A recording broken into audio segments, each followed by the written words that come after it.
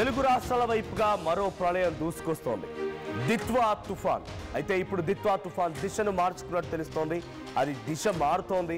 AP Telangana వైపుగా కొంత ఇప్పుడు ఈ దిశ మార్పుతో కొంత ప్రభావం ముందు కంటే ఎక్స్పెక్ట్ చేసిన దానికంటే కొంత తక్కువగానే ఉండే అవకాశం. అయితే ఇప్పుడు ఏపీ తెలంగాణలో కూడా భారీగా వర్ష సూచన జారీ చేశారు.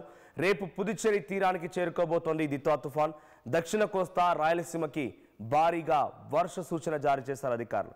ఇక తుఫాన్ ప్రభావంతో కోస్తా తీరం వెంబడి ఈదురుగాలు వీయడంతో పాటుగా అటు ఏపీలోని నెల్లూరు, చిత్తూరు, అన్నమయ్య జిల్లాలో భారీ వర్షాలు కురిసే అవకాశం ఉంది. తెలంగాణలోని ఉమ్మడి మహబూబ్ నగర్, రంగారెడ్డి జిల్లాలో కూడా భారీగా వర్షాలు కురిసే అవకాశం ఉంది. అయితే శ్రీలంక సమీపంగా మొదలైనటువంటి ఈ తుఫాన్ అది శ్రీలంకలో చాలా పెను ప్రభావాన్ని చూపించింది. కల్లోలమైనటువంటి వాతావరణాన్ని తవిచూసింది శ్రీలంక ప్రాంతం మొత్తం కూడా.